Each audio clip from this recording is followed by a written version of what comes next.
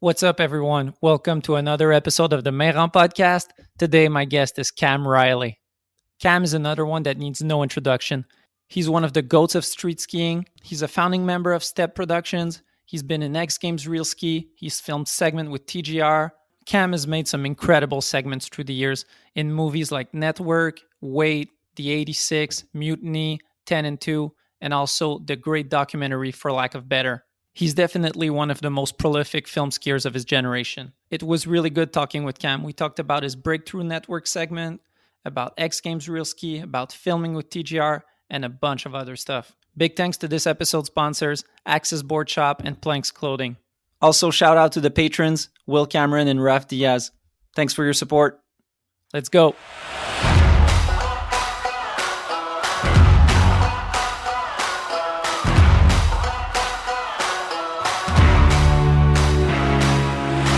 Mr. Cam Riley, welcome to the podcast.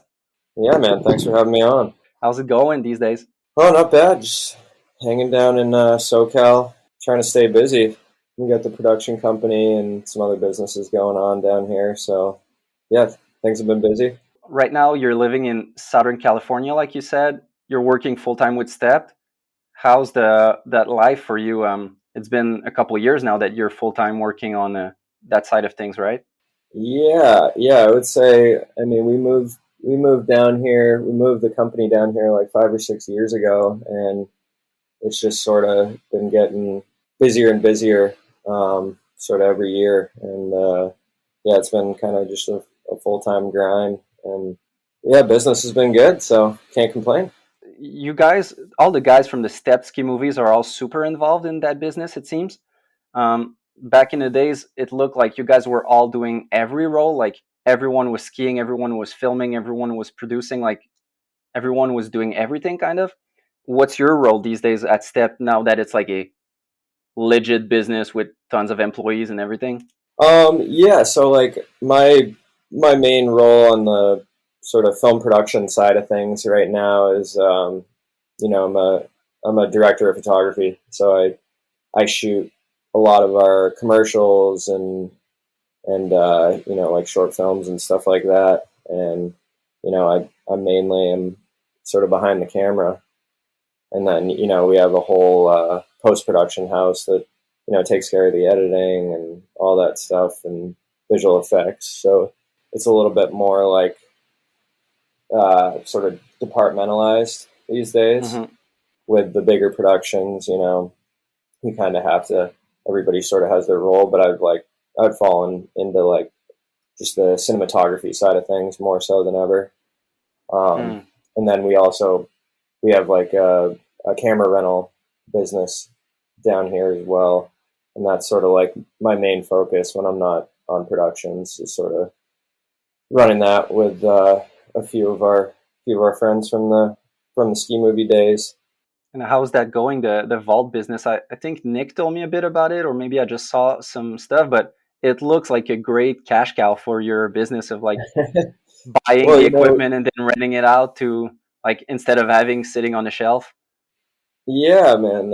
I mean, that's kind of how it started. It was like, well, why should we, like, if we're renting cameras, a few times a week, it's like, why not own the cameras and rent them to ourselves?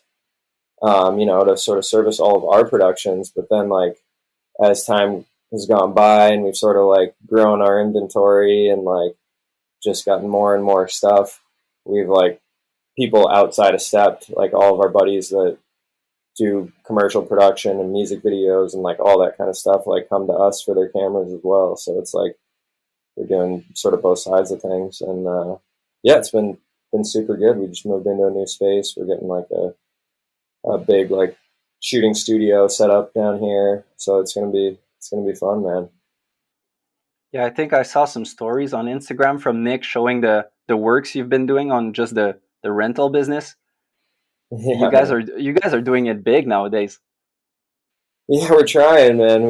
We took a big leap on moving into this space down here, and yeah, just like big old warehouse. I mean, it's been like kind of like a DIY skate park for the past couple months.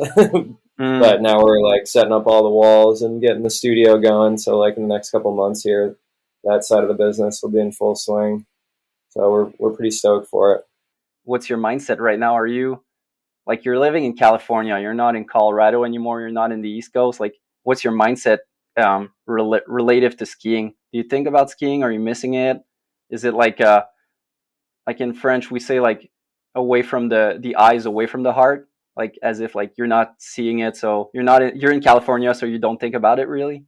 No, man. I mean, I still fucking think about skiing all the time. Like, how could I not? And I actually, like, past few years, I've been able to like take a bit more time to like, I'd say, like, enjoy skiing than I've been able to for, the past decade or so. Like, Mammoth isn't too far away, and like I've been, doing the occasional trips up to Big Bear. Um, and yeah, it's been like we've been having a blast. Like, a bunch of the boys are down here, and we like get together, do little like weekend warrior trips up to those spots, and like just ski park and like have a good time.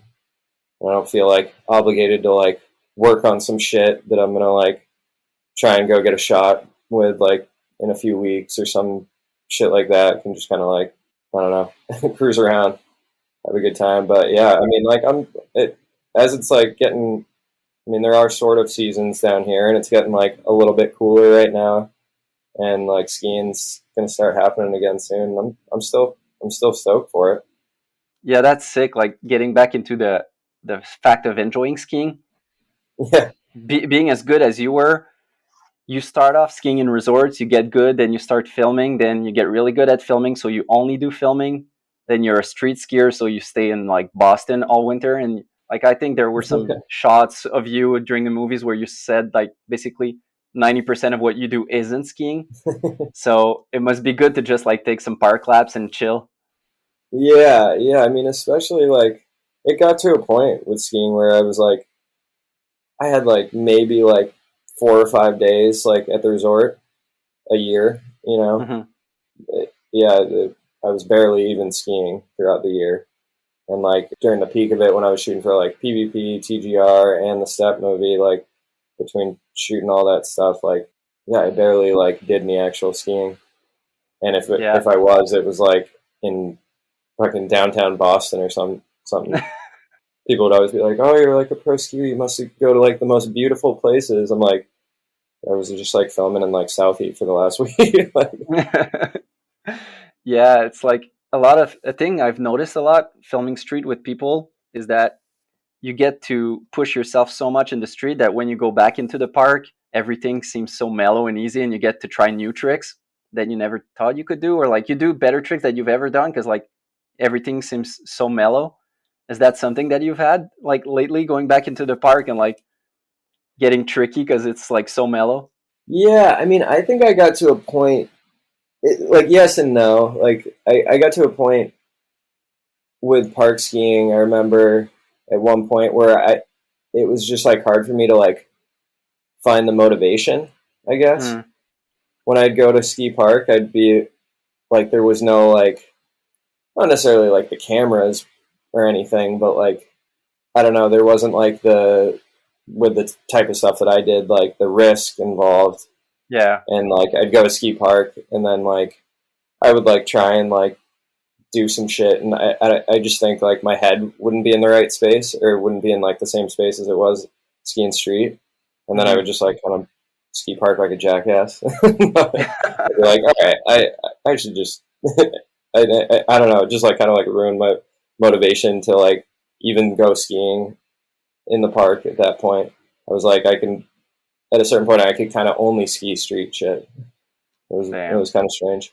And now it's time for a first sponsor break. I'm stoked to have Planks Clothing as a sponsor again this year. I love the brand. Everything they make is top quality and super stylish. Planks has just launched their new No Skiing on Mars capsule collection. The No Skiing on Mars collection is a collaboration between Protect Our Winters UK, also known as POW, and Planks Clothing. With the sales of this limited collection made from recycled fabrics, they aim to raise over 5,000 euros. This donation will help fund POW's carbon literacy program, which is already changing individual and businesses' carbon consumption for the better. Mars may be the next frontier for human settlement, but it sucks as a ski destination. Our Earth is amazing, and we must help protect it. No Skiing on Mars is available to shop now at planksclothing.com. support companies that support skiing, support Planks Clothing. Because I rewatched all your segments this morning, and it's like so epic. Because man, there's so much stuff. You did epic parts, one back to back to back to back to back to back, like until infinity, which is super hard to do. And like, there's the fact of outdoing yourself. There's the fact of not getting hurt. There's a big mindset for comp skiers to push themselves, like learn a new dub, learn a right side dub, learn a triple, learn a quintuple. How was it for you? Like that mental mindset going into each season, wanting and like achieving like the fact of pushing yourself each season. At a certain point, it was, it just got kind of gnarly. Like having to sort of like want to like do shit as gnarly as the year before, and like sort of one up mentality, and like always trying to like push it in that sense. And then just like the time to like just finding all the spots and stuff was always like that, because that was like a big factor. And it was like, all right, yeah, like I can only like go as big as like the spots that I find. And I'm like not like forcing that stuff and doing like, the mega giant builds or something, like actually just finding like the fucking rail that, the huge kink rail or something, or like just the spots that are on that scale. So it was always like, I just knew I was in for it. Like every year it was just going to be like a process, like, finding the new spot or something like that. So that was a big part of it too. And then, also just like trying to stay healthy was always a big concern, at any point, like, one wrong move and it was like, fuck, that's the season. And, no part this year or something. I don't know. And you manage to do it every year. Like there's guys in your crew, like Shay and Charlie and Nick, that some years they didn't have a segment because they were out just for one mistake, like you said. How did that affect you, knowing, like, you all know that it's a risk, but you know it like 100 times more when you see your friend getting down beside you? Yeah, I mean, like, there's definitely some moments there where we were like, shit, like, we're kind of like pushing things pretty hard, and like everybody's just getting fucking broke off. Like, is this like too much? Or, but I think we just like, we learned a lot and we got smarter about our processes, and like being more calculated about it, and like knowing how to take like the proper precautions so you're like, you had some like safeguards and like systems in place if shit didn't go right, or like, putting the pad in the right place and like all that stuff. And I don't know, we just got methodical about it, and like, made sure we were really dialed on that end. And I think that's like the main reason why I was like able to like consistently like stay healthy or healthy-ish. And to be able to like at least put together a part each year. It's crazy looking back. Like, in what year exactly did you start? Like, did you guys make the first Stept movie? Like 2005? When would it have been? It was like, because I met Nick and Alex when we were in high school. 04, 05 or something, and they were making a movie. I was like filming some of my own stuff. Like we were all just sort of like getting into it, and then like the first movie that we like all made together was like 05, 06 maybe. So it's crazy because there's not a lot of people who know it or who remember it, but like people associate Stept starting with Network in 2010. But it's crazy how you guys have been doing it for a while before that. Like, you kind of gotten ready and I guess got better and better in filming, editing, and skiing, and like the world learned about Stept in 2010, but you guys have done it since way back. Yeah, well, I'm glad we had those practice years and nobody really saw that stuff before. Well, a lot of people saw it, but it's like it's a different scale.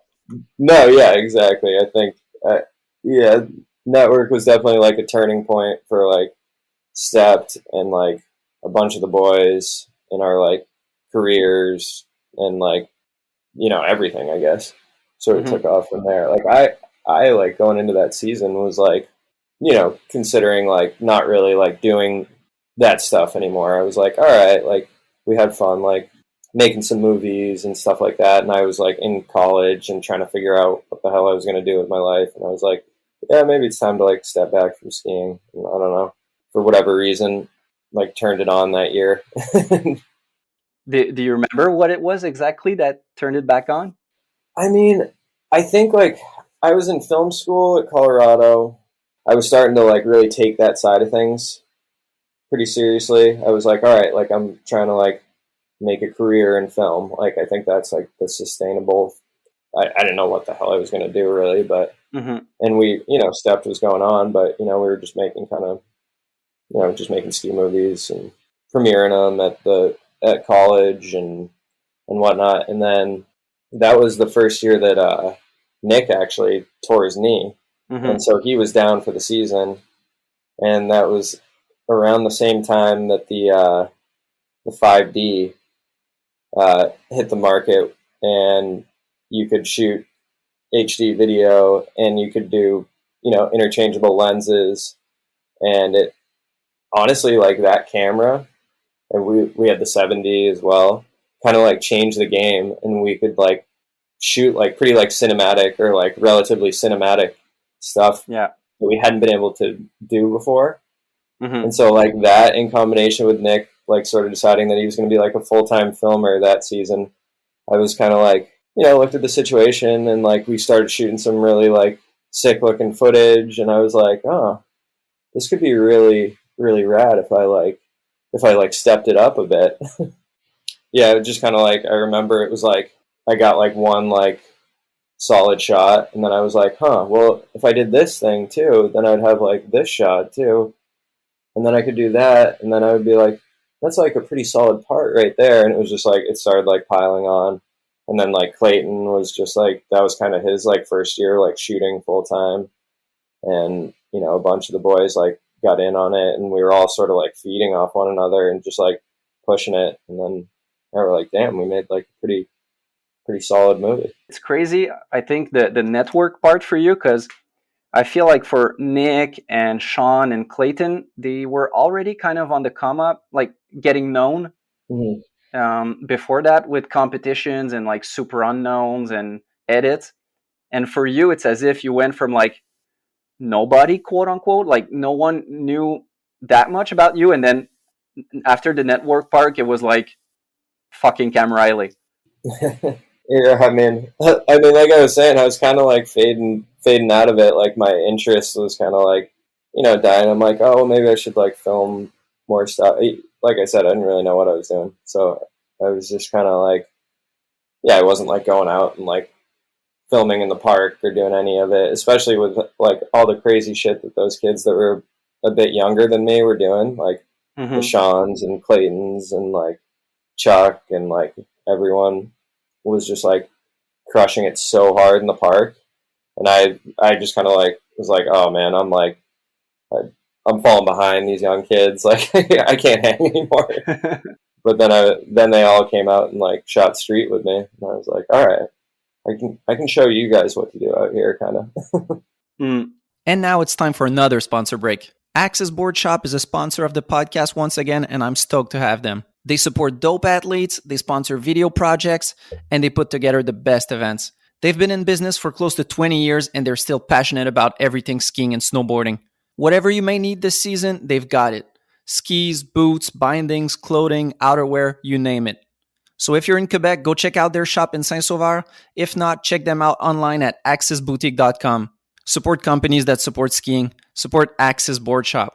Yeah, that part had a super big impact. Like I remember my crew going filming in Quebec the following winter and maybe the other one.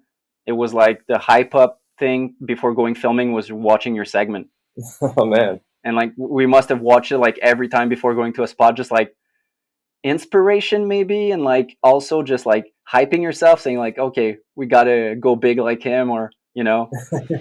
Yeah, man, that means a lot. Appreciate that. Did you know while you were filming that you were like putting together something special, or was there like, because there's a couple like legendary shot in that segment, like the closeout. I don't know where it's at, maybe in Colorado, where super speedy and run and like Yeah, yeah, it's in Boulder. Yeah, just like sort of like in the foothills there. Like I said before, like just having the spots lined up became like the biggest battle like throughout my career. I'd say it's just like finding that shit. yeah.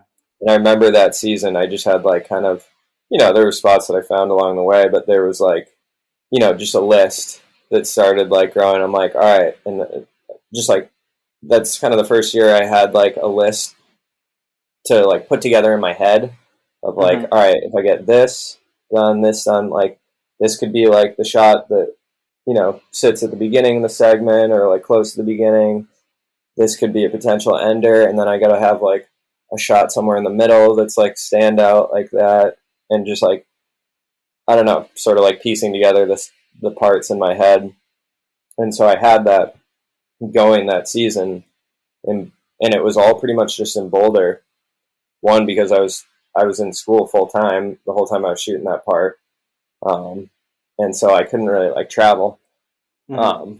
But luckily, it just kept snowing there, and then yeah, one of my buddies found that spot, and I was like, all right, this one's on the list now, and I think that might have been like the last like big one I got that season.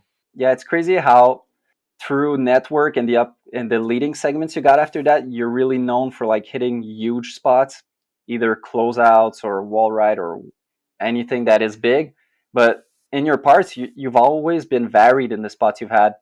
There's always been a variety of like, I don't know, down rail, gap rail, kink rails, some just big gaps that you jump a parking lot.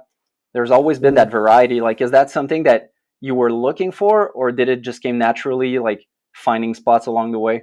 Yeah, I mean, I think that's like kind of everybody's goal is you want to have like as well rounded a part as possible, Yeah. and like even though it was never came like super naturally to me to like do anything like tech, I would always like at least try and get something in there, like some Hmm. spin onto a rail or like it was always at the like a priority for me to like try and make shit as well rounded as possible.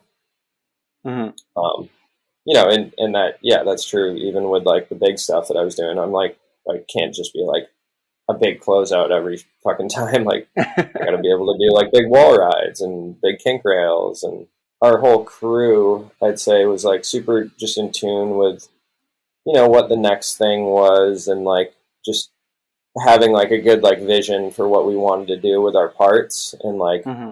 whether, and to be honest, like a lot of it's like drawing inspiration from like other sports too, like whether it be snowboarding or skateboarding or whatever. Like we just always like sort of had a finger on the pulse of that other stuff as well. We tried to not be like you know too absorbed in just the ski world and what was going on there, and like making sure like even to like the outsider, like our shit would look cool. Yeah. That was a big priority, or at least like try and make it. Yeah, I wasn't the biggest fan of snowboard movies, or just I didn't watch them really. And I Mhm. remember around those years, around 2010, 11, watching some snowboard movies, and they were going so big. In those days with skiing, we were more into getting like tricky rails or getting tech tricks on rails, and like snowboarders were like jumping like off roofs and stuff like that. Yeah, no, I mean like that was honestly where a lot of the inspiration like came from, and we rode with like a number of different snowboarders as well, and like even like film street and stuff with them, some of our homies. So like we were always sort of like in tune with that side of things. To be fair, they were like ahead of the curve on a lot of that stuff when it came to street. And yeah, it's obviously different like on the tech side of things, like skiing. They're two different sports, so like they're kind of going to go their own way. But like there Hmm. was like a certain level of like they kind of on the snowboard side were like the first to like push it in terms of scale. And yeah, we were just took a lot of inspiration from that. When you and I grew up, like pro skiers were pro skiers at large. Like they would do comps and film segments and do powder and do street. And Hmm. as time went on, there was kind of a specialization where nowadays there's people calling themselves slope style skiers or street skiers, which is something that we didn't see really when we were younger. Yeah. And rewatching your segments, I was like, you're basically the first street skier, like in that category. Because like before that, if I think to anyone else, they were all doing POW and maybe comps and maybe other stuff. And I was looking at all your segments and I was like, okay, if we're to do like the archives of the best shots of Cam, it's like 100% street. Yeah, like I mean, like I was saying before, at a certain point, I wasn't even like really skiing anywhere else. Like in the thick of it, like 99% of my days putting my boots on were like to go hit street shit. So like, yeah, that was definitely the focus, I would say. It came naturally because that's what you guys would do on the East Coast, and then you got super good, and then it went naturally. Is there a point in there where you were wishing to go on maybe a BC trip to hit some powder, or was that always like what you wanted to do? Yeah, I mean, I would like dabble a little bit here and there, like, you know, over the years did like a couple like sled trips and shit. You know, not much came out of it for me. I'd like mainly go to like shoot other people, and then like, you know, maybe hit a jump or two or something like that. But I don't know. I think it was just, I was like drawn to the street stuff because we were kind of like one of the crews that was like on the forefront of that stuff, and like we were pushing it, and you know, people have been filming stuff in the backcountry and like the other aspects of skiing for so many years. I don't know, it wasn't as like exciting to me, like, and yeah, I mean, it's really like difficult to stand out in that world, and we just had this thing going with street where like it was all like kind of new, and like it was all like pretty exciting to like try and like figure it out. Like people hadn't done it before. You know, there was just so much new shit to do, and I think that was like one of the big draws for me. You know, you weren't going and building the same like jumps like out in like the Utah backcountry that people have hit like 100 times in the past. Like, yeah, well, that for me personally, that's where ski movies became really interesting. Like when I was young, seeing like backcountry booters where people were doing switch fives, I'm generalizing, but it was something that never really got me. And then when street skiing got to a certain point, that's really when I started saying like, okay, it's getting me personally. Yeah, and to me too, like from a viewer's perspective too, like I've just always found like street to be super interesting because it's like there's so many different spots and so many different types of spots, and like, you know, just visually it's like always changing, and I don't know, and like that was a big part for me, was like the exploration of like different cities and like digging and like trying to find different spots and spending hours and hours on fucking Google Maps, and like it was a process, and like we were like trying to like perfect it, and it was super fun. Yeah, let's talk about that exploration side, because I always found it kind of not funny, but I always appreciated the difference between you guys from the US and us from Quebec, where in Quebec, basically, if you go eastern, it's the Maritimes, and there's not much to see there, and it's really far away. And if you go a bit westbound, then it's Ontario, and there's not much snow. So you basically stick to Quebec. And so anyways, 95% of the street rails I've ever hidden are like in 100-mile radius. It's like in the same city, basically. Whereas we'd see you guys, and you're like driving from Vermont to Colorado to fucking everywhere in between. It's definitely a different process. Like we've made note of that, like from all the dudes that grew up in Quebec and whatnot. It's like it snows at the beginning of the season, and Quebec, you know, for better or worse, is pretty much like mapped out at this point. And it's like a relatively like, yeah, it stretches like, you know, all the way from Montreal like to Saguenay, and like I'm sure even further north, and like, but you know, it's like you're saying, it's all kind of in that strip, and like people, ski crews and snowboard crews have been mapping that stuff out for so long, and the snow comes at the beginning of the year, and it's just there. And it's like you can have at it kind of whenever you want. Yeah, the snow conditions change, and you know, everything melts out in the spring, but you have that whole like winter. For us, it was like in the States, it was always just like the chase we were like chasing snow around like all season, and it like made us like go to spots that we probably wouldn't have otherwise. And like, you know, you want consistent snow to be productive, but like at a certain point we were like, fuck it, we got to go to like Minnesota now, and then like they're getting a storm in Boston, so we would like drive over there, and then, you know, living in Colorado, it's like Denver would get snow for like 3 days, and then we'd have like 3 days to like get as much done as we could. And we like literally just wouldn't sleep for 3 days, go like all day, all night, and then like snow would melt, and we'd be like, all right, waiting for the next storm now. So it was like a little bit different process for us. Like always on a ticking clock. Yeah, it felt that way anyway.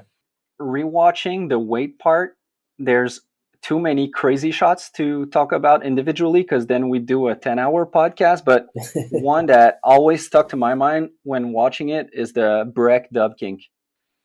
No, the red one. Yeah, it's a super big double kink with cheese grater stairs, with fences on the side, so you can't really like run out of it on the side if you fall early. If you fall too early in the middle, then there's cheese grater stairs. And there's like really iconic shots in the beginning of your part when you kind of have a mental breakdown. Oh yeah. I've done a lot of street in my life. Well, I filmed it. I've never done it. And I've seen I've never seen people get to that space, because there's a point where it gets dark or they quit. Like, I've never seen anyone get to that space where like you push yourself to the point where you're like breaking down. That one was interesting because there was such a shitstorm of like, you know, mishaps that led up to that eventual mental breakdown. I think on that one I had my ski snapped like part of the way through the session, and I was like on it, and I kept going with the broken ski, and like I was like, fuck it, I'm gonna try and just do it anyway. And there was like one shot where like I get through the flat and my ski like bends under the rail, and then like I almost fucking kill myself. So, and I think like whoever's shooting it with me that day was like, all right, dude, you should stop. Like, it was like 4 or 5 trips to get that rail. I got kicked out a couple times, and we had to wait until like after the resort closed, obviously, because it's like that rail, well, it's no longer there, but it used to be like right when you walked up to like the park lift at Breck, it was like you walked by it like pretty much like every time you went skiing there. And so like there was no chance of doing it until like there was nobody at the resort. So it was like in May or something, and I would drive up from Boulder like almost like 2 hours up there just to go hit that. And then like I got like kicked out twice, and then like just like ran out of light. I don't know. It was a whole fucking thing, and that was kind of the culmination of it, where like the ski snapped and like like the elements working against you. Yeah, and I was like, no, fuck it. Like, I was just so bummed that like I just felt that one like slipping away. Yeah, and that was just like, it was the one that I was kind of like supposed to do. Like, you know, I think I felt like it was like expected that I like be the one that gets that fucking thing.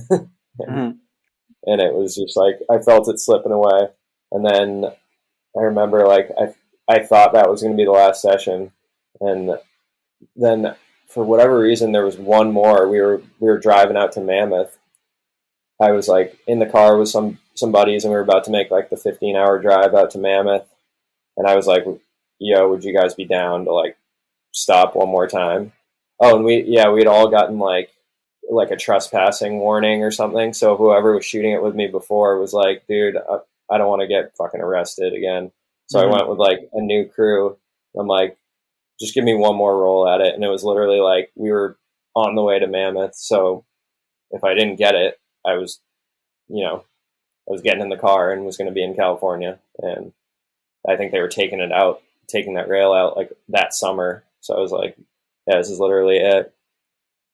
And we like went in super like covert. Everybody was like hiding in the trees, and then would like pop out when I hit it. It was like essentially just me standing out there alone, and then like everybody was hiding. And I literally got it like second or third try that last go. Damn. I was like, I like slid through it. The whole thing was like, yep, here we go. And then just like next day, I'm like, all right, let's go. Let's go to Cali. You weren't like, okay, I'm gonna try 2 on.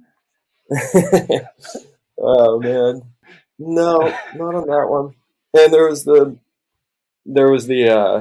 legend that there was a snowboarder that died trying to hit it. Really? That was like kind of the sort of like mystique around around the rail. It was like, yeah, somebody literally like died hitting it. Like a pro or some Jerry? I think it was just some like Breck local like dude.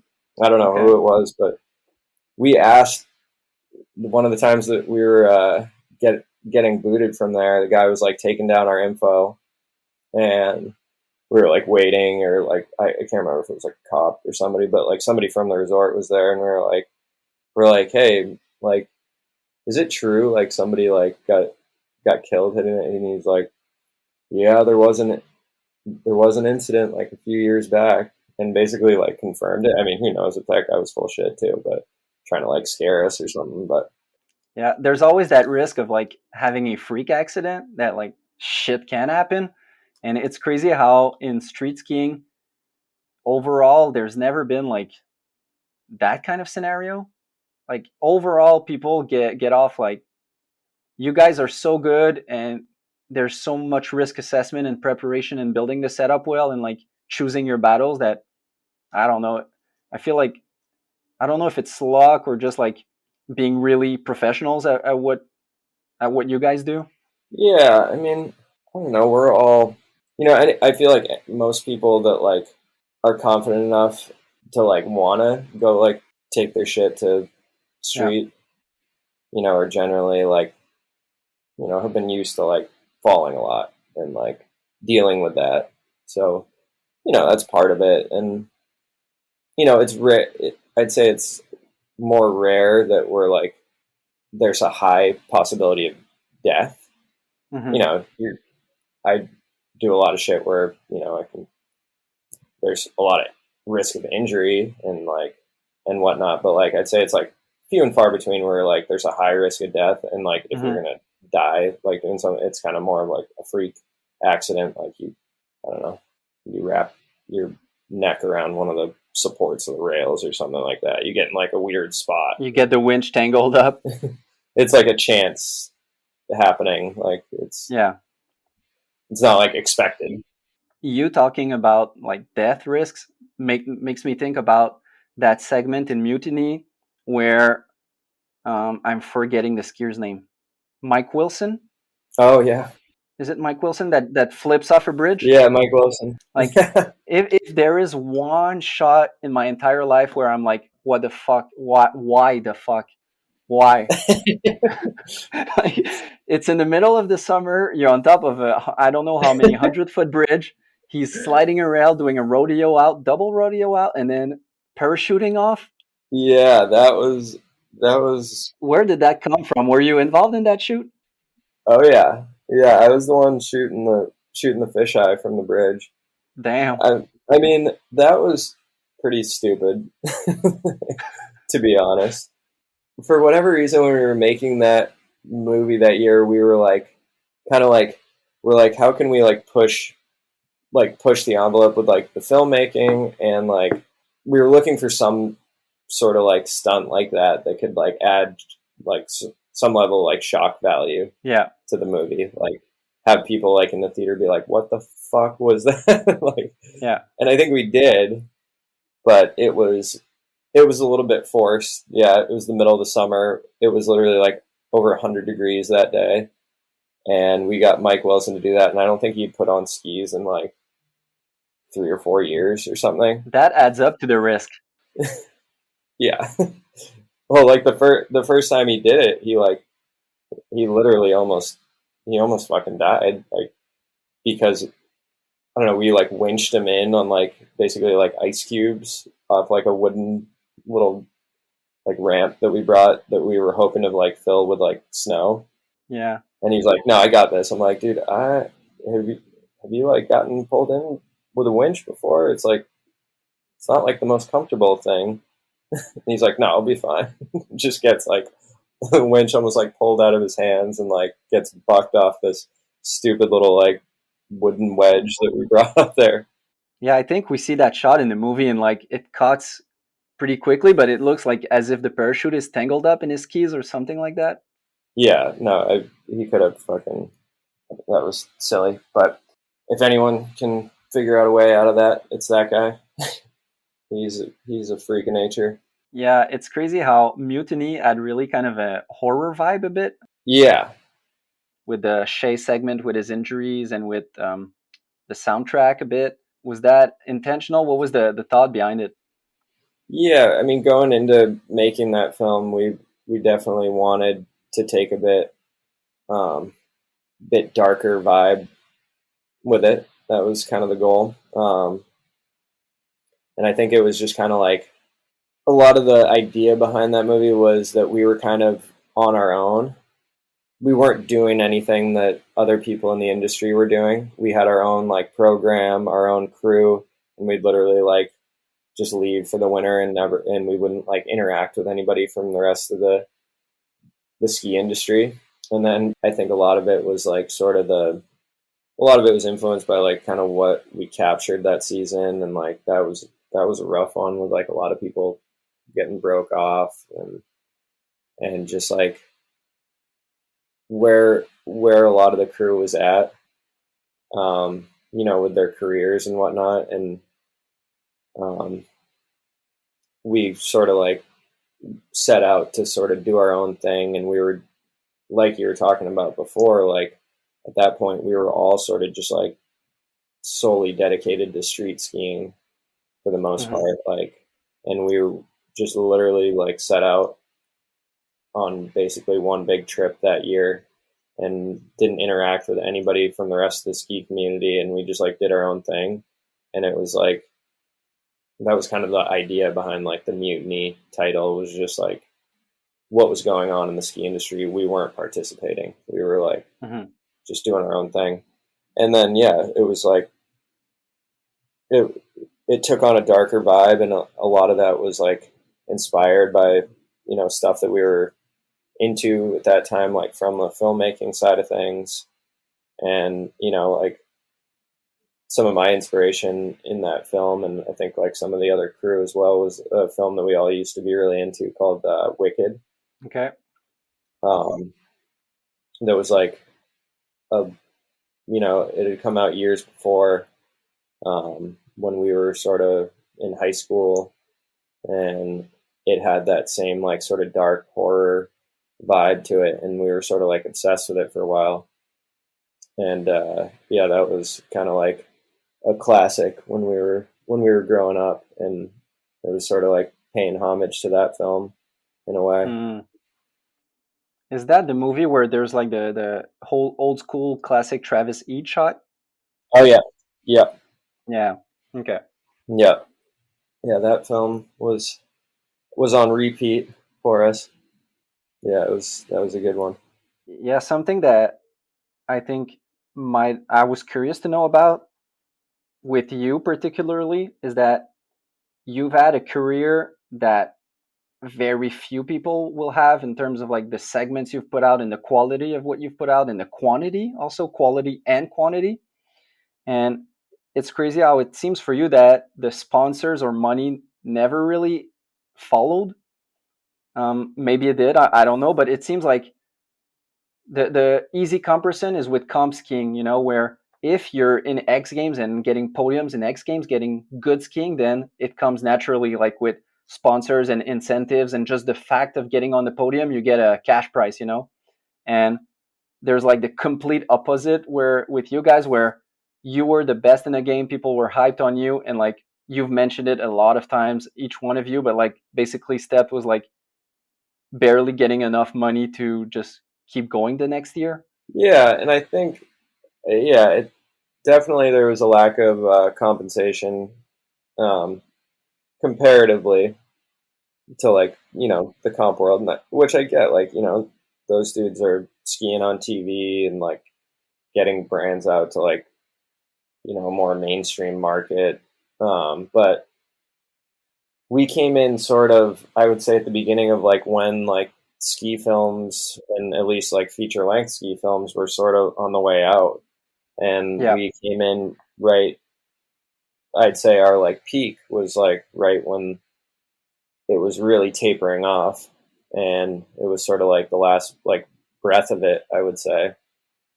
Um, and yeah, like people are still out making great ski films and stuff, but like the support just isn't there for like Hmm. from the sponsors.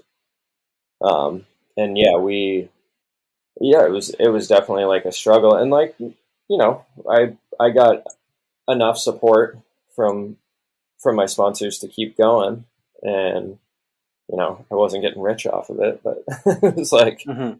um, you know, But I mean, is it something that ever affected your skiing? Like, because it's a really, there's not much things in life that are as much of a passion project or passionate thing than what you were doing. Like, you're putting out way much hour than like what you're paid for. You're putting your health on the line mhm. for something that you're passionate about, that you want to do. So is there a point where like it influenced you, like the support you were getting, like you were stoked on putting out a segment and not necessarily seeing the money out of it, or was it like just a separate thing? I mean, it definitely had an influence on like what came out of it. It wouldn't have been the same thing if we were all getting, you know, a, getting paid a bunch of money. It would have Hmm. it would have affected the outcome. I'd say like you know the soul of the films. Like, I mean, a lot of the elements of like our later films was like so much about like the lifestyle and like Yeah. the attitude, and like yeah, that I don't think it would have had the same. It wouldn't have read the same way. Um, Hmm. and it was just core, and like it definitely had an effect on it.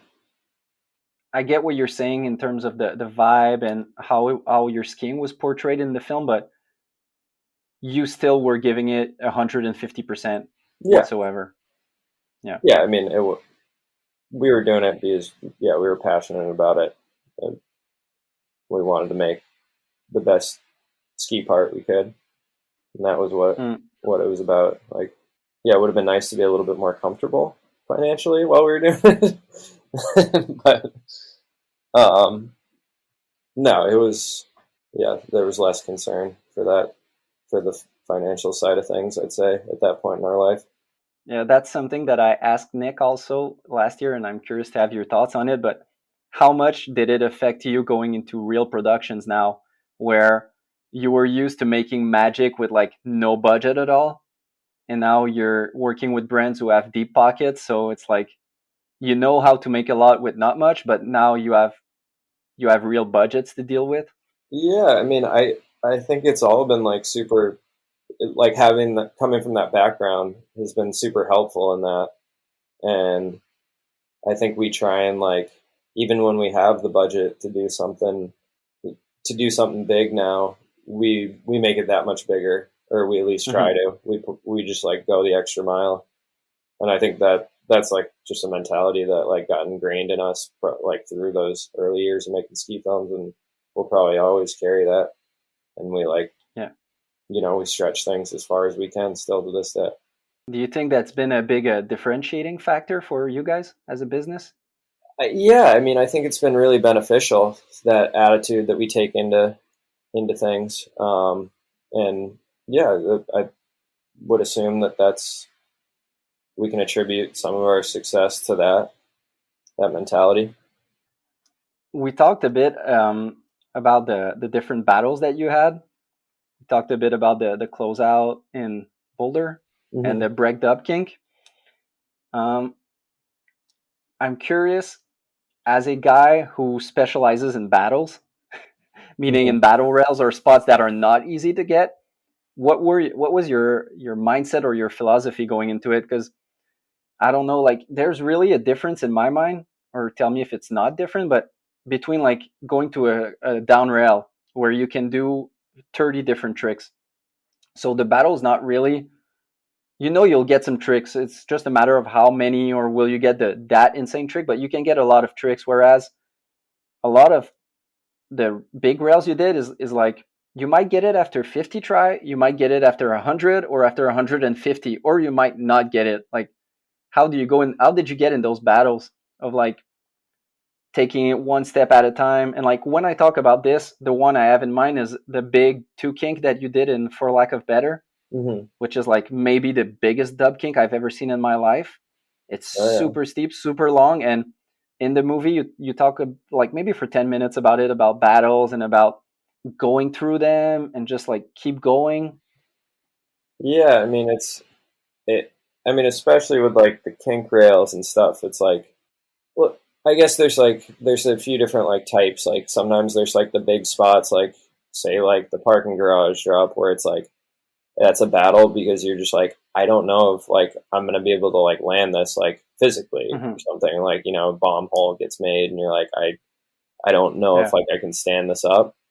And then that's like a battle and like a little bit more short lived. But like the kink rail thing is like, you know, in your mind that you're physically capable of getting to the end of that rail. Like you just have to balance on it long enough.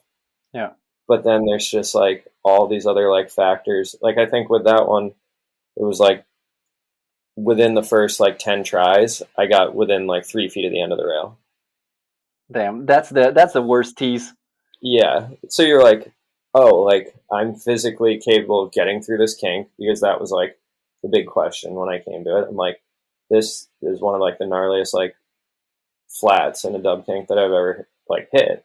So I'm like, am I just gonna like fly to the moon when I hit this thing? Like, so I like slid through it. I'm like, oh, all right, I can physically do this. But then whatever happens in your head, it's like unexplainable sometimes. Then like you're coming off this way, and then you come off this way. You're like, all right, I just need to fall off the other side, and you do all these like fucking mental exercises to try and get yourself like back to the end of that thing. And it's just, yeah, it's just all like a mental thing.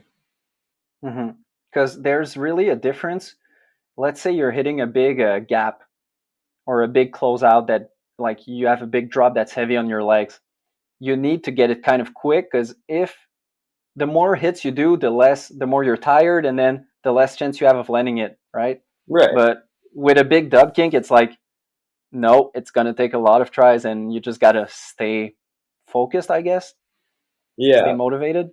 Well, I mean, you can't like assume that it's going to take a lot of tries. Like, yeah, sometimes there's like a process to a rail. Like, you know, if it's something where super gnarly stairs, I go into it like knowing I'm like, all right, I'm going to take a few tries on the down, then like I'll have a few tries where I get through the flat, like always coming off the outside. So like that's like in terms of like a few tries or like a number of tries, that's like the only thing I plan for.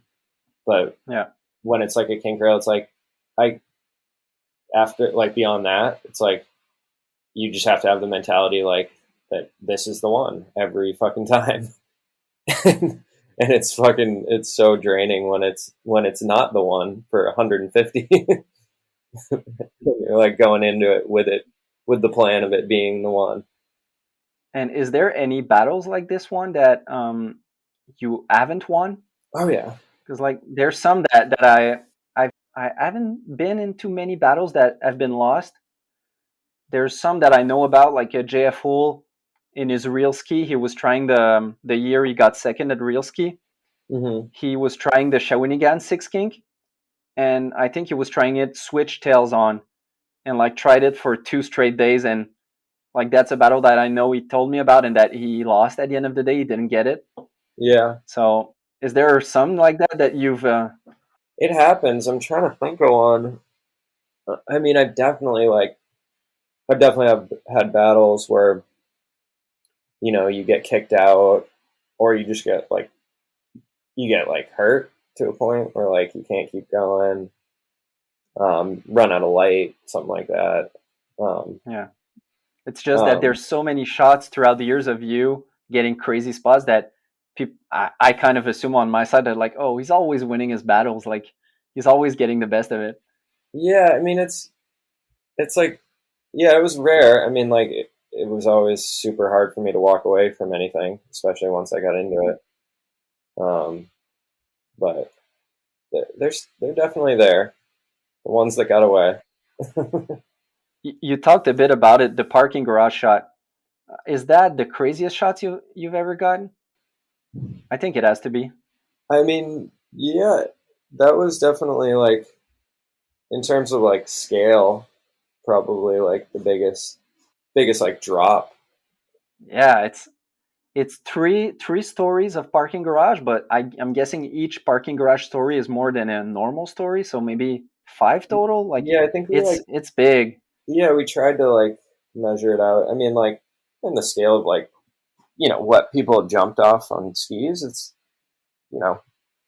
something like 30 plus feet or something. And obviously people have jumped off like cliffs over well over 100, but it adds to the scale when it's in a street setting for sure.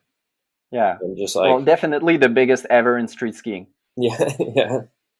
Yeah, and just like not knowing. I mean, that was basically the only reason that was possible was because that whole winter, and it was like the biggest snow winter in Boston on record or something.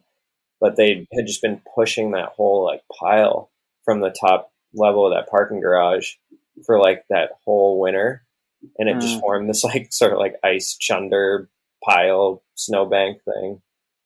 And yeah, that was like a battle where, like I was saying, it got to a point where I'm like, fuck, like I don't know if I'm gonna be able to land it because I hit it twice, and I figured I'd land in like a different spot, but I just landed stuck straight in the same bomb hole the second hit. Yeah.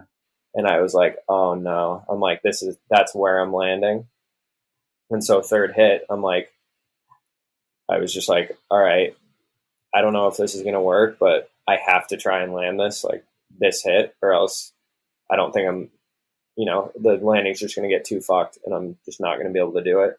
So I like just remember eyeing it up. I like came off the rail and I'm just like eyeing the hole, and I'm just like, here we go, and just like tried to be as like bolts as I could, and I just like land in the hole and just knee myself right in the fucking chin, and just Yeah, we see your head just backlash.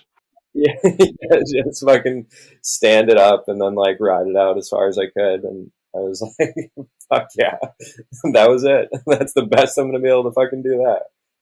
Yeah, well, it was clean. Like, and it's the gnar factor with your head getting slapped back is like so deep. Like you can't like pretend that it's not big. Like we see your head getting whipped. It was one of those ones, and like just it's gonna suck, but like fuck it. And a cool thing that you guys did showcase in the For Lack of Better documentary, which I recommend if people have never seen it. It's super good. The the way you showcase the behind the scenes of it. We see you guys like scoping the spot, and like you're like, oh shit, let's go look at that. And then we see you shoveling it, and you see the camera filming you while you're shoveling, and you're like thinking to yourself like, should I do it? Is it doable? Can I do it? And then everyone's kind of waiting for your approval to say like, well, are we doing it? Yeah. And so there's like two decision moments. I think the first one is like you shoveling and saying like, okay, I am going to hit it.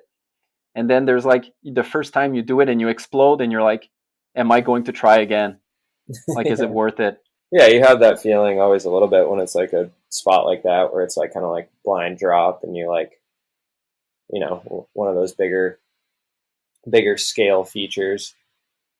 But yeah, this was like a different scale. I remember I like hopped on the rail like fucking 15 fucking times and like tried to eye it up to like see like what it was going to be like. So you like know what you're in for, because you're like coming over, you can't see the drop when you're skiing next to the rail. So it's like, you don't know what it's going to look like until you're like at that point of commitment. Yeah. Like, it's a scary feeling, but yeah, it's a good one too, though. Was it the scariest setup you've ever done? It's definitely up there. I mean, the one thing about it's like not like it was super technical by any means, because sometimes those are probably the scariest setups, when it's like you have to do something tech, like if it's a weird like sort of wall ride and like you have to angle your in run in a certain way, and like, those are probably the scariest because you know that there's a good chance that like you could fuck something up. and then like you're going down like 3 stories to like your head or something. Mm-hmm. But that one, I was like, all right, this is fucking straightforward. As long as like my brain's functioning, I know how to slide a flat bar, and I know how to like jump off something high. So I'm like, as long as like I do what I know how to do, Yeah. I'm gonna land on my feet. But yeah, there was some concern too. I'm like, am I just gonna like explode when I like hit down there? But You got to do it to see it, to figure it out. yeah, luckily the landing like it was at a nice pitch. And what was the in run for that setup? Was it a bungee or winch? Yeah, I think we just ran the bungee to be a little more low profile because it's also that's a like one of the biggest like train stops. It's on the T in Cambridge, Massachusetts, which is like just outside of Boston. So it's like where like everybody commutes into Boston from the suburbs. Not everybody, but everybody in that area. So it's like a huge like public transportation center. And so like there was a lot of people there. And there was like buses going around in the landing, and like I was kind of surprised we got away with that, but I was literally like, I think there's a shot in the movie. I like had to go inside and take the escalators up to the top. Yeah, that's so funny. Like I was thinking about that rewatching it. Like let's say your classic down rail where you just hike back the stairs of the down rail, and that's like the ultimate like going back through an elevator and stair sets and like Yeah. the most complicated hike back up. Yeah, no, there was an elevator. Yeah, it was an elevator and escalators to get back up there. I was like, this is fucking bizarre. Like, I'm in my ski boots, like, walking up these escalators and shit. You talked about that scary parking garage shot. Another one that just came into mind. Like you had three insane shots in that movie. One was the Dub King that we talked about. The other one was the parking garage, and the other one in my mind is the closing shot where you jump off a dam, Yeah, the big dam shot. kind of a wall ride tranny into a dam. Yeah, Would you yeah. would you say that was bigger than the parking garage shot? That was Um, huge. yeah, that one was. That's a big one, just because when you like come over that, you build a jump on top of the bridge, and right where you air over the railing there, when you're looking down to the ground, I think it's like over 50 feet down to the ground, 50 or 60 feet. So you have that moment there where like your eyes go away from the wall and you're like kind of, airing over it and hipping into that wall, and you're just looking like straight down like 60 feet. So that one's scary. The first hit on that one was like pretty terrifying. It's a super steep wall. So you'd think like there wouldn't be much friction, but that concrete was like so grippy too. So like one of the first times I think I locked onto the wall, I almost went like, straight forward. Like, and I think I had like one or two where I just like dove to my shoulder. Like Damn. yeah, it was still pretty gnarly. Like definitely like ripped a lot of base off on that wall. It's a long ride down. Yeah, because looking at the shots when you make it, it looks so mellow that you're like, oh, he's just skiing down it. But you kind of forget that there's that factor of gripping into it. Yeah. So you kind of have to jump into it a bit backseat or like, leaning back. Yeah, it was like a balance almost. I remember that. It was like, oh, once I get on the wall, this will be like I'm just skiing. Like, but no, I was like, then obviously you hit the snow again at the bottom, and you can't be too backseat there. So it was like I'd have to like land on it and like lean back, and then like right at the right moment like get forward. So I'd like not too far forward, or else you like slam into the tranny. We talked a bit back and forth between all your segments. So all in all, for like, let's say since Network, there's Network, Wait, 86, Mutiny, 10 and 2, and For Lack of Better. So 6 movies back to back where you got insane shots. When you look back or think back at it, which one is like you're most proud of, or maybe your favorite one to rewatch, or maybe those two are different? I mean, like obviously, like Network will always be like have a place, because that was kind of like my first proper part. And the song was sick. Was it like a Led Zeppelin song? Yeah, no quarter. Yeah, we had that one. We were trying to find the proper use for that one for a few years, and we were like, "Is this it? Should we use it for that?" But yeah, that one was good. And then, yeah, I mean, for lack of better, was definitely that was a good, like, I'd say that was, I mean, that was the last full part. I really like full season dedicated part that I really filmed, and I was stoked on how I ended it there. I'm asking that because I'm someone who has like strong taste and opinions on like ski parts, and I had a hard time with you rewatching them. I had a hard time like thinking which one is my favorite because like let's say I think of Clayton, it's quickly Mutiny, like Right. it stands out. And I think of Charlie, I think of the 86. It stands Yeah. out. And when I was seeing your parts, I was like, they're all dope, and I'm having a hard time. Like, I don't know, they're all dope in their own way. They're all kind of similar because you're the same skier. Like, you're not going to change. Yeah. They all have their similarities. They all have their, I don't know. It's so hard to like. I have a hard time picking one. Yeah, I mean, I like made an effort to try and switch it up with like music and vibe and that stuff too. So like, you know, I don't have the widest like variation of like trick selection or anything like that. But No, and it's not me. It's not mean to say that they look the same. They're all different, and it's just like in terms of like greatness, they're all up there. oh, well, thanks, man. Yeah, I don't know. Yeah, it's hard for me to like. I'd say like from a personal level though, like obviously like Mutiny or I mean Network was like my first like part like that in terms of like an achievement. So that'll always sort of like stand out for me. And then I'd say after that, like yeah, like the for lack of better stuff was like probably I think like the best stuff that I got in a single season. You know, like I was talking about before, like I had the three big shots. That was kind of like the three standout huge things, like one in the beginning of the part, and then one to take you through the middle of it, and then obviously one to close.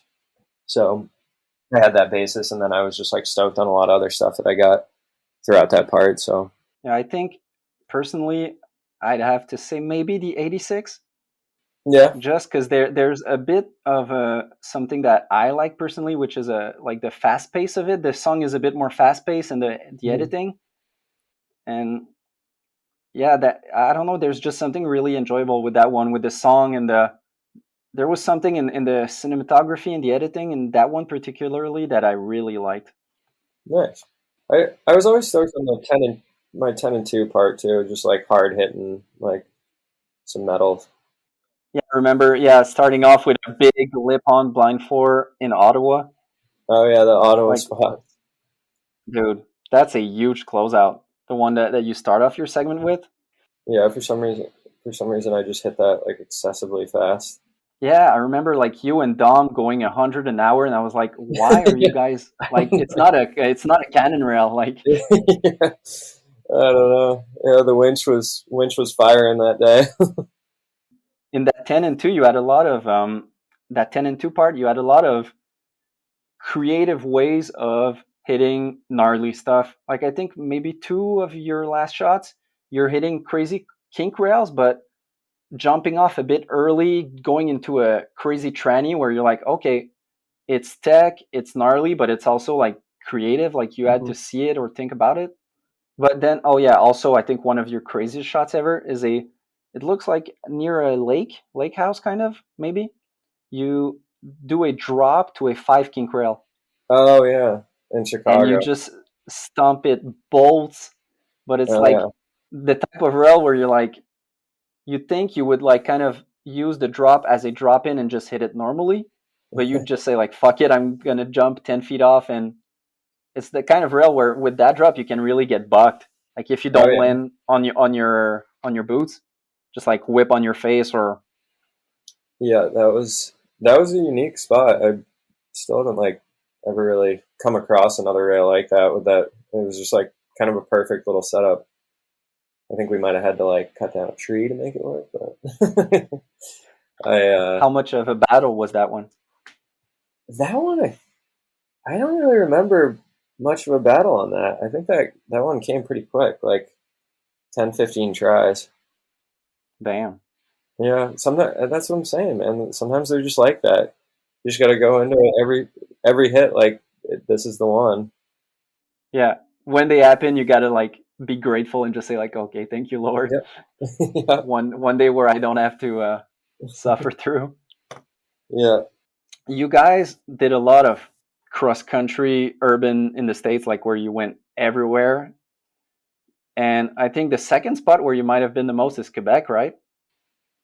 Yeah, we'd always sort of, for a couple of years there, it was kind of like, a lot of us are from the Boston area, so we'd always sort of gravitate there. And Boston's like one of my favorite spots to hit street, just like type of rails there, and like some of the best spots for sure. That old like East Coast architecture and whatnot. So we'd always sort of gravitate there. But then like I was saying, like there's not always snow. And that was kind of like our routine. It's like when the snow would melt out in Boston, we would just go north and come hang with you guys. And it was a good routine. And then like I remember we'd like go up to Quebec for like a day or two, and then a big storm would come to Boston and be like, all right, fuck it, let's go back. Let's go back home. Yeah, because that's the other thing about Quebec. It's hard to hang there because it's like all the spots. There's so many skiers, so many snowboarders, and sometimes you just feel like everybody's done it all, and you're like, how the hell do I have a place at this spot? Like, it's tough to compete sometimes, tough to one up. Yeah, and it's like you can find new spots, but it's hard when you're not from here because you don't necessarily have the time to search and find new spots. Right. I mean, that was kind of like at times like I'd go back in the summer and like visit my family and spend like 2 days just driving around like Boston or like areas like that. And we had like a bunch of our friends at the time that like lived out there year round, and they'd like always just be sending us photos and new stuff. And it's just a little bit less charted territory. So there's more new stuff to do there. There's something that's really common with Americans coming to film in Quebec, which is the pilgrimage to the Red Ledge. It seems that it's a must. Oh yeah, you guys got to come. The Gray Ledge. Yeah, the Gray Ledge. Damn. I've never seen a shot of you on the Gray Red Ledge. Have you ever hit it? I've never hit it. Why? Actually, the first time I've ever been to it was last season. That was for Salute. Yeah, Clayton and I were up there, and we're like, I think Clayton had something in mind that he wanted to check out, and then we were like looking at it, and it was like super buried, and we were like, I don't know, maybe next time. But yeah, I don't think it's even like anybody from our crew has ever like. You're right. Yeah, again, it's kind of one of those spots that you got to have some shit. Yeah. In mind.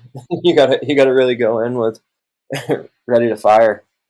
Yeah, because I remember like recently a kid asked me on Instagram like, hey, what's the tricks that haven't been done on the Red Ledge? And I was just like going through my memory, telling him everything that's been done. And it was basically like a trick list, like on, switch on, switch 2 on, 4 on, lip 4 on, and like everything's been done. Oh, it's wild at this point. And it's like, I mean, I can't say until I hit it, but I was like standing at it. Remember, it was like in the middle of the night. We just like walked over there, could barely even fucking see the thing. But I'm like, this does not look that mellow. Like, it's kind of crazy all the shit that people have done on that. Yeah. Like, yeah, you definitely. I mean, it's low and like super wide stairs and stuff, but it's it's definitely. I'm impressed by some of the shit that people have done on that. One thing that I was really curious to talk to you about was the real ski experience. Because I'm curious to have your feedback looking back at it, and maybe because there was not much publicity around it, and we didn't get much like info about you. All we saw was your segment, and that was it. Yeah, Um, it was. my perspective was, it seemed like your prime years in terms of like what you did, and it. I don't know. I want to let you explain it, but to me, it seemed like Real Ski was late to the party. It seemed like for you and Clayton, it would have been nice if it was there like 3 years before, Yeah, or 4 years before. or even what I was saying the year before was like the for lack of better stuff, and I was like, really? No, I did all that shit, had all those spots. That was like Hmm. that was a big frustration with it for me, where I was like, I like kind of had the checklist of like a few things, one being the dam and one being that big green dub kink that I've been looking at for years, and like obviously did in that part. And then Real Ski came along the next year, and I was like, God damn it! Like, why couldn't this?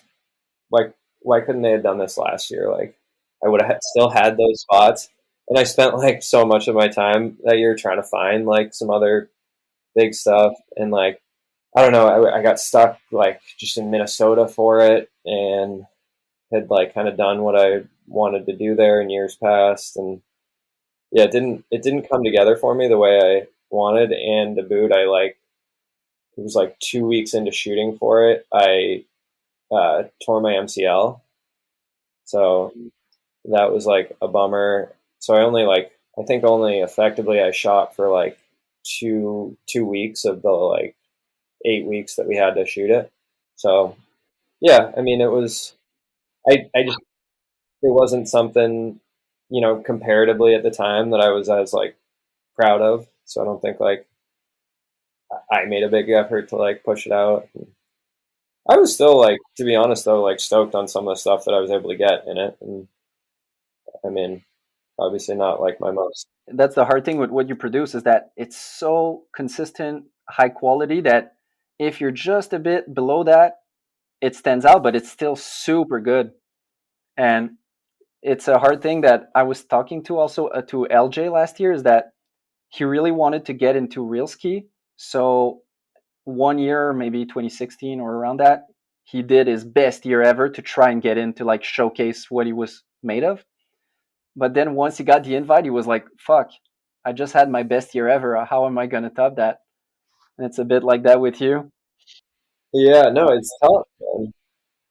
It's tough. And then like the timeline of it too is like, the way I went about filming my parts is like I would spend so much time because like it was so like spot dependent. Like I'd have to find the right spots and whatnot. Like, some of these guys like, and yeah, like everybody needs the right spots, even if it's like doing like tech stuff and like having the right like even like down rails and stuff. But there's a little bit more ability to like find your spots anywhere if that's your game. Like every city has the down rails or like Yeah. the gap to rails or something where you can do your shit if that's your game. But for me, I'm like so dependent on finding like a unique, huge spot. And I literally just Yeah. that year I was like, dude, I don't have any left right now. And especially with how short the timeline is, like there was no snow in Boston, and like that's where I might have had some shit. But I mean, I'm not trying to make excuses. Everybody else fucking turned it on that year.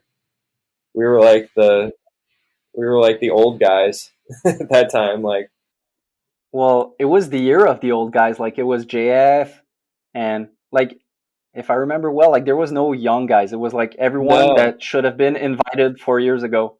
Like they were late to the party, so they invited everyone that should have been there. yeah, exactly. I think like Clayton was like the youngest one. He was like 27 or something. I don't know. Yeah, I think I was like 30 at that point. And Do you remember? Like you said, you had some injury problems, some spot selection problem. Do you remember when you got the invite? Like were you? I guess you were stoked, but like, what was your mindset? Like, were you anxious about that factor of like having to push yourself? Like, what was your state of mind when you got the invite? no, it was definitely. I think like obviously I was super stoked. Like, we'd been waiting forever for this. We're like, all right, fuck yeah, game on. Like, finally. Yeah.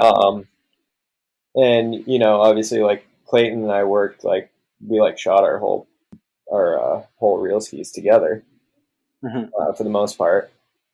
But yeah, it was like a struggle because it happened so early too, and it kind of sucks. They give the snowboarders like another like almost month, I think, and ours is from like November to like I think it was like the second week of January or something.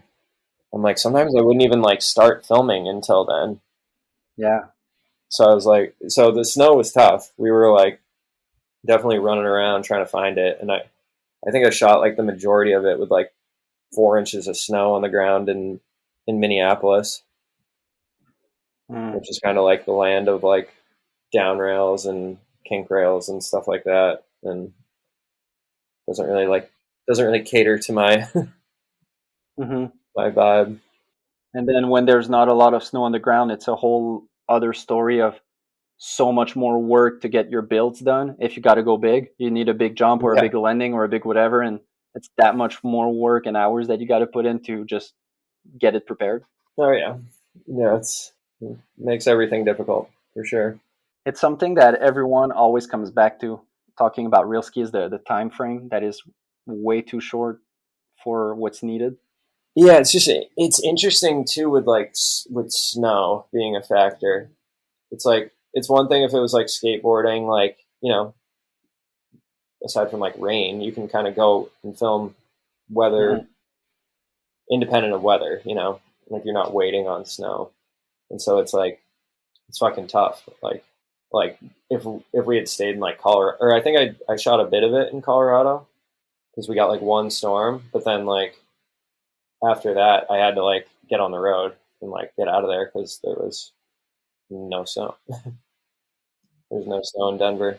Yeah, but yeah, it's a grind for sure. Like you're chasing snow, you're just going all out for like 2 months. after real ski, you, Sean, and Clayton were basically the last one standing in the ski industry of the Stept boys. And you started filming with TGR. I was always curious to ask you guys about that because there's two sides to it. Like on one side, it must be super cool to film with some guys where they're doing good shit, they're good filmers, they seem to have such a good run, well run ship at TGR. But at the same time, it's like I don't think the people who watch TGR are looking to see urban, and I don't think the people who are looking to see urban watch TGR. No. How was that for you? Like, how was the process of going and filming with them? It's yeah, it was always interesting going to some of those premieres. And yeah, it was pretty clear that like the crowd they didn't really get it a lot of the times. I mean, some people would get stoked on it and like there was a certain level of respect, but a big part of our relationship with TGR was we're good friends with the Jones who own TGR, and we work with them in a number of different capacities, like on the filmmaking side of things, and they do some like really high level like film work and like in the documentary world outside of their ski movies. And we saw it as like kind of a cool opportunity. Like a couple of our parts were like traveling to like Russia and doing that, which is like not something we really did in the past, with any of the Stept movies or anything. We never did like the travel thing. So we kind of saw it as like a cool opportunity to like, go like to some cool places and like try and like, focus a little bit more on like the filmmaking side of things. Like, yeah, we weren't trying to put out like, anything that like stacks up with like our parts of years before, but like just kind of like, I don't know, to make something like was kind of fun to watch and have fun with the filmmaking and traveling and doing that. So that was kind of like our sort of prerogative with that stuff. But yeah, it was weird to like have that be in a TGR film. We're definitely like the black sheep of of the TGR cast over there. I really saw, looking at it this morning, the switch between, and I think it was probably like something you guys needed to do, because for years and years and years with Stept, you were kind of focusing. The priority was the skiing, and Yeah. as the years went on, you were putting effort into the filmmaking, but still, it was about doing the best skiing possible. Whereas with TGR, it was kind of switching, where the priority was the concept or the filmmaking rather than the skiing. Exactly. Yeah, and we weren't gonna like, as much as like the audience wasn't like as receptive to it, they weren't gonna be like let down if like, you know, our part didn't stack up to our like Clayton's mutiny part or something. Like, Yeah. nobody in the audience was gonna be like, oh, this is kind of bullshit compared to their bullshit. No, but yeah, it was like making something like visually cool and like, yeah, like showing some of like the culture in like different places and like making it a bit more of like, you know, like a TGR movie. And like, Mhm. it's not necessarily really my favorite, but for their audience, it's like people like seeing that shit. They want to see like the people in the cities that we're going to, and Yeah. yeah, it's just like different vibe. And I think it was really good. It kind of fit with what you guys were evolving into with the Step Studio business, where it was more, I don't know how you would call it, but you were definitely branching off into more serious cinematic work. And there's something with those. I'm thinking of one of the segments you did where the whole concept is kind of like seeing you ski street, but from the perspective of normal people running by. Oh right, yeah. Where kind of you do a rail and someone's hiking, like going to work, and you do a rail and someone's like almost having a car crash because he's like watching you ski. And those step into like special concepts were really cool to see. And I think it was nice because it's almost as if there was a dead end at some point with like the progression of skiing, where if you were to jump off a higher rail than what you did in For Lack of Better, then at some point it's death. So it's good also to like change focus, and that focus being on cinematic stuff is really cool. Yeah, yeah, and I think, I mean, honestly, like for lack of better, too, was like a step in that direction where like we're Mm-hmm. like we, you know, and that was at a time when our skiing still like was progressing, and we still were like pushing it further, or at least like trying to. And but we still like realized that we needed to like sort of change our approach to like the film itself. Mm-hmm. Like we were trying to avoid, or we were trying to bring a little bit more of something to the table. You know, and doing that, you know, more documentary approach, and like, you know, incorporating that like behind the scenes. You know, we always had like bits and pieces of that in our films before, but you know, every day we were going out and we were like mic'd up and we were like, you know, doing interviews to sort of like drive the film. And so it was a little bit different approach there. And then, yeah, like I'd say some of the stuff that we did with those TGR movies was like in the same way that like some of our commercial work is now, like, and implementing some of those like same techniques, Mm-hmm.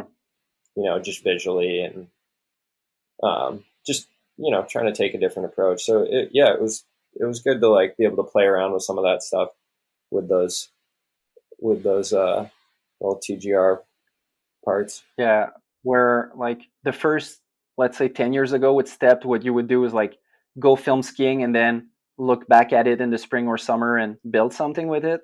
Mm-hmm. Whereas going with TGR and filming that people's perspective segment is like you need to plan it out in advance and you need to Right. visualize it before going in. Yeah, and we always like kept that in mind, like especially with some of the later step films, like we always had like we'd shoot like our cinematic intros, and then we'd have like some interludes that, you know, were, you know, we would script out and like go shoot for that purpose. But on a day-to-day basis, when we were filming, like we were filming parts for like I don't know, 6, 7, 8 people in the movie. Like you can't be like writing a scene for everybody, like trying to go out and everybody's like, yo, I need to go get my shots. Like we can't, like there's only so much time in the season. But yeah, when it was just like myself and Clayton and Sean, we were less focused on the skiing. We had time to sort of like play around with some of that stuff. You mentioned a thing about cinematic intros. I gotta say something, Brenchoff. The 86 intro is one of my favorite ever. It's so dope. It's like, usually for intros in movie, I don't know about you, but I would skip them because usually there's nothing special. Like once you have watched it and seen it, it's good. Like you go, then you skip it. I think the 86 is one of the only ones where I always watch it. And I talked about it with Nick, and he was telling me the process and everything and how complicated it was. And every time, it's a known story, I think it's skiing, but every time I'm like, Cam, why did you jump off the roof with no landing? Yeah, I mean, I didn't need to land it. It was it's an intro. We don't see the landing. You're jumping off a roof, and you're going with no landing. I mean, there's some snow down there. like how much? I don't know. I mean, it's crazy how little snow you need when you don't need to land something. Because you can kind of like not like tuck and roll, but like you land and then you kind of roll it out to your hip. And so, are you saying that you didn't land it? No, I rode away. That's like part of your legend. Is like, not only does he hit the biggest stuff ever, but even when we don't see the landing, he's still like going all in. Yeah, that was a decent sized drop. I mean, usually you try and do something a little bit more creative than just jump off of just jump off of a roof, but to flat. Yeah, that was like at least 2 stories. Yeah, it was close to 20 feet. Because like they were getting on a crane to get to the roof, so it was high. Oh yeah. That's something that I've talked a bit to Nick also. I'm curious to have your thoughts. What was your feeling when you were going from filming in the States, where it seems stressful, it seems intense with the whole trespassing mentality that you guys have, where it's more like private property is more a sacred thing, let's say. Whereas if you go to Quebec, or maybe, I don't know, you tell me, maybe in Norway, it seems way mellower. I mean, yes and no. I mean, particularly in Norway, we had a really bad response to us, like going and hitting rails there. People were fucking pissed. And we were always joking that like Norway has like the reputation of like the happiest people per capita or something. We did not run into those people. That trip was actually like saying how like mellow and like kind of like fun all those trips were. That trip was a fucking pain in the ass. The people out there did not like what we were doing, and yeah, the spots were actually like pretty hard to come by. Well, yeah, you went to Oslo, which is a city that we rarely see people hitting. Like we see a lot of people going to Stockholm in Sweden. We see people going to Finland. Yeah, Stockholm Oslo is rare. Yeah, I don't think it gets as much snow. We were kind of like in the outskirts, like north. Yeah, no, we were trying to take that trip somewhere else. Yeah, there was some like reason that we needed to like go there because it was like supposed to connect with another part in the film, and it didn't end up really. And we were like, we didn't want to fucking come here. Wow. But I mean, we made the most of it. But yeah, it was. I get why people don't hit as much street shit there. It's not, it's not the best. And we were going in blind. We didn't really like have a guide or anything. We were just trying to piece it together, just talking to kids that live there and like trying to make it happen. But because usually when you would go like to, let's say, Quebec, you always kind of have a guide, right? Or someone you know. Yeah, more or less. I mean, we've been up there enough that we kind of know the territory. But it's yeah, it's always helpful when you have somebody bringing you around. Because like I saw that last year filming for Salute, Phil was hanging with you, so I'm guessing he was kind of still showing you around a bit. Oh yeah, no, that was rad. Yeah, he showed us some of spots like right around his house, and then like yeah, he was definitely our tour guide on that one. That was a funny one. That was just me and Clayton. I don't think I've ever done a trip with just two people. How was that trip for you? Like it was right in the beginning of COVID, so you were in Quebec when everyone was hiding in their homes. Exactly. Well, when we got there, everything was normal, Mm, and we kind of knew that things could take a turn, and we went up there, and then by the time we left, it was like the streets were empty, and damn. the mentality had completely changed. It was like it was kind of weird. It was like, fuck, should we be up here? Like, should Yeah, we go home? And then we were like, I was talking to my girlfriend and whatnot, and like, it sounds like it just sucks home at home right now. Like, fuck this. Let's just keep trying to film. yeah, and I think I saw that for people skiing backcountry where they were kind of getting shamed a bit because saying that if you're getting injured, you're taking space in the hospitals that they don't Yeah. have, or like it was getting like intense. But as skiing, the like focusing only on skiing, it seemed like the best urban trip ever. Where like Oh yeah. no one wants to like talk to you. You're like alone and you're skiing and you're just chilling. Schools were closed. Yeah, like all the businesses were closed. Like nobody's like going outside. Yeah, we got a few things done on that one. It was a slow process with two people. Setting up spots took kind of a while. Yeah, it's another vibe. You got one shot in there that's really in the cam category, which is like a big gap to down rail. That blue rail, that's kind of a kinky rail that turns and then you Oh hit yeah, the end of yeah, it. yeah. How was it getting back into that like intense? Because it looked gnarly. There's a bail shot that we see, and it looks like you're doesn't look fun. I was cooking, and I went too far. That spot's insane though, because it was not insane like crazy, but it just like such a sick setup. It Hmm. was like natural in run, like all natty speed.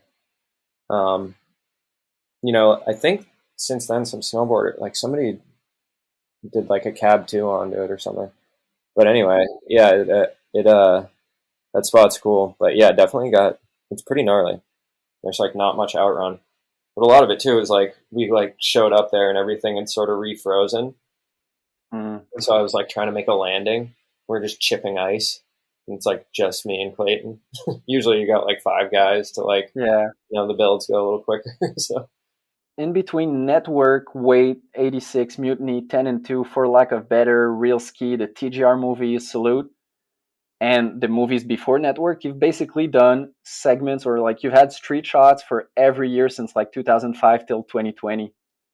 And yeah, pretty you've told much. me for the podcast that like last season was basically your first one. Well, this season, 2021, was basically your first season like not filming. Yeah, yeah. How does it feel to have that streak ended? It's I mean it's sad to not be doing it anymore. Not saying that I won't in the future, but it's less and less likely. Yeah, I don't know. I don't know. There's a lot of skiers that I feel like they get to a point and they're like, okay, I'm done. But it seems like that from what I hear from you, it's like I still want to do it. If there's projects, I'm down. Yeah, I mean that's kind of the way I approach it. That's like how Salute came up. Like we were producing, Henrik came to us and was like, "Yeah, I want you guys to produce the film." And just hanging with Henrik and whatnot, he was like, "It would be sick if like you and Clayton and like any of the boys like wanted to like film some street stuff for the movie." And I was like, "Hell yeah, let's do it." And he Mm, kind of originally our plan was we were gonna take him to Boston, so he really wanted to go there. And then yeah, it just didn't work out with snow. But we're like, fuck it, like we'll just go to like Minnesota with you. He wanted to go there, so like, and Clayton and I both spent a bunch of time in Minneapolis and Duluth, and so we showed him around there. And I'm like, well, I'm gonna get a couple shots if we're out here. So yeah, like I'm open to, doing stuff like that. Like I still enjoy it. But yeah, I mean, I'm obviously not like, go do my own project or like make my own film. Like I don't think I have the proper time to dedicate to anything like that. But, if I can tag along with somebody. One thing that I wanted to ask you, closing out, there was a lot of interesting quotes that you guys said in For Lack of Better. Like you were talking about injuries and about dedication, about being self-aware that it might not be worth it, and that you know that it's not worth it, or it's not you saying that particular point. That's Clayton, I think, but I think he was speaking for everyone. Kind of, you guys know that you're putting yourself at risk and everything, and I think you say that at that point you say that you might not have a lot of years left, and it's cool now to look back and see that you did have a lot of years left. Like you kept on going for a long time. Like Yeah. 6, 7 years in skiing is a long time. There's one quote that I was kind of smiling at because you guys are doing amazing thing with Stept, but I wanted to ask you, like, there's a quote where you talk about afterwards, like you say that you don't have a lot of years left, and you say, "I'm sure I'm going to find something to partially fill that gap, but it's gonna be tough though." Mm-hmm. Talking about that routine of doing ski movies and segments. Yeah. How do you look back on that quote? Like, do you think you filled that gap? It looks like you guys have most, and like you guys have filled that gap. Yeah. I mean, there's always like, on the just like productive side of things, like obviously like I'm like busier now, more busy than I've ever been in my life now. And like, we're definitely just like, growing these businesses and like, yeah, I get, that's a lot of what fills that gap. And, I get a lot of fulfillment out of that, and it's awesome. From the skiing side of things, though, like I always need something to like get the adrenaline going. I think that's like part of what I was referring to as well. And like, whether it be I still go skiing, still like ski a bit of park and whatnot. And yeah, like now that I'm in SoCal, I like ride moto every week and and do that kind of stuff. So I'm like always trying to stay active. And then yeah, between that and like running the business, it's I'm staying occupied. And it's been a good transition. Well, thanks a lot for coming on, Cam. I really appreciate it. Yeah, absolutely. You're one of the guys in filmmaking and in skiing that I've looked up to the most. Back when I was still making movies, I think I was sending you my trailers and saying like, "Hey, what do you think of it?" Like kind of wanting to get your approval. But yeah, thanks for coming on, and it was really good talking with you. Dude, well, thanks for putting this together. This is rad that you're doing this. Appreciate it. So this is it for episode 27 with Cam. I hope you enjoyed it. If you have a chance, go back and watch all his incredible segments. They're all online, and it's crazy to rewatch them. Big thanks to this episode's sponsors again, Planks Clothing and Axis Board Shop. Peace.